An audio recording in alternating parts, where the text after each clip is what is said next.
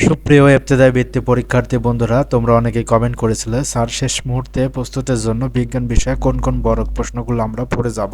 তো তোমাদের সেই কমেন্টের বিপরীতে আমি তোমাদের জন্য স্পেশাল 20টি বড় প্রশ্ন নিয়ে হাজির হয়েছি এই ভিডিওটিতে। তো তোমরা শেষ মুহূর্তে এই 20টি বড় প্রশ্ন অবশ্যই রিভিশন দিয়ে যাবে। এখান থেকেই 100% কমন পাওয়ার সম্ভাবনা রয়েছে। তোমাদের বড় প্রশ্ন থাকবে সর্বমোট 5টি, যার মধ্যে 3টি প্রশ্ন লিখতে হবে। তো আমি আশা করি এই 20টি প্রশ্ন পড়লেই তুমি 3টি প্রশ্ন পেয়ে যাবে। বাট কিন্তু এই বড় প্রশ্নের মধ্যেও আমি আবার লাল কালি দিয়ে দাগাই দিয়েছি, দেখো যেমন দেখো এইটা। তো এই লাল কালিগুলো পড়লেই 3টা কমন পাওয়ার চান্স বেশি থাকবে। তো রিস্ক না নিতে চাইলে তোমরা অবশ্যই 20টি প্রশ্ন পড়ে যাবে ইনশাল্লাহ। 3টি প্রশ্ন তুমি 100% কমন পাবা। তোমাদের বড় প্রশ্ন সর্বমোট 3টি লিখতে হবে, 15 নম্বর। তো তোমরা অবশ্যই এই 20টি প্রশ্ন যাদের পড়া আছে আলহামদুলিল্লাহ, যাদের পড়া নাই পড়ে যাবা। তো চলো দেখে নেওয়া যাক তোমাদের সেই 20টি প্রশ্ন কি কি। প্রশ্ন নাম্বার 1, জীব কিভাবে বায়ুর উপর যে জীব কিভাবে বায়ুর উপর নির্ভরশীল তা ব্যাখ্যা করো। 2 নাম্বার, উদ্ভিদের জন্য বীজের বিস্তরণ কেন গুরুত্বপূর্ণ।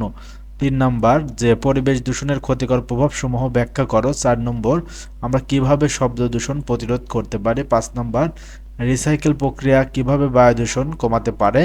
6 নাম্বার, কী কী কারণে বায়ু দূষিত হয়, মানুষ কিভাবে বায়ু দূষণ করছে। 7 নাম্বার, খাদ্য সংরক্ষণের মাধ্যমে আমরা নানাভাবে উপকৃত হই, কিন্তু খাদ্যের রাসায়নিক ব্যবহার আমাদের স্বাস্থ্যের জন্য ক্ষতিকর হয় কেন, ব্যাখ্যা করো। সংক্রামক রোগ কিভাবে ছড়ায় তা ব্যাখ্যা করো। ঋতু পরিবর্তনের কারণ ব্যাখ্যা করো।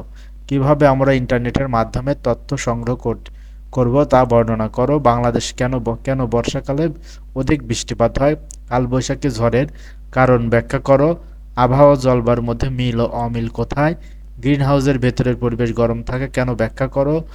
পৃথিবীর বায়ুমণ্ডল গ্রিনহাউসের কাছের মতো কাজ করে কেন। প্রাকৃতিক সম্পদের যথাযথ ব্যবহার কেন প্রয়োজন। প্রাকৃতিক সম্পদ ও মানবসৃষ্ট সম্পদের মধ্যে মিল ও অমিল কোথায়। মানুষ কেন কৃষিকাজে রাসায়নিক সার ও কীটনাশক ব্যবহার করছে। বনভূমি ধ্বংসের ফলে পরিবেশের উপর কী প্রভাব পড়ছে। তো শিক্ষার্থী বন্ধুরা, তোমরা দেখে নিলে তোমাদের বিজ্ঞান বিষয়ে বড় প্রশ্নের টপ 20টি প্রশ্ন। এই 20টি প্রশ্ন পড়ে গেলে ইনশাআল্লাহ তোমাদের 5টি প্রশ্নই কমন থাকবে। তো তোমাদের 3টা প্রশ্ন লিখতে হবে। তো যারা একেবারেই কম পড়া না, তারা অবশ্যই লালগুলা পড়লেই মোটামুটি ভালো কমন পাবা। তো লালগুলা থেকে 3টি কমন পাওয়ার সম্ভাবনা রয়েছে 99%। তো এই 20টি প্রশ্ন যদি তোমরা শেষ করতে পারো তাহলে আর কোনো রিস্ক থাকবে না ইনশাল্লাহ। তোমরা 5টি প্রশ্নের মধ্যে 3টি প্রশ্ন অবশ্যই লিখতে পারবা।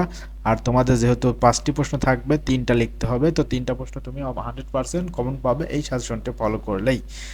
তো ধন্যবাদ সকলকে ভিডিওটি দেখার জন্য। সবাই অবশ্যই ভিডিওটিতে লাইক করবা এবং কমেন্ট করতে ভুলবা না, এবং পরীক্ষা দিয়ে এসে কেমন কমেন্ট পড়লে অবশ্যই ভিডিওর নিচে কমেন্ট করে জানাবে। ধন্যবাদ সকলকে।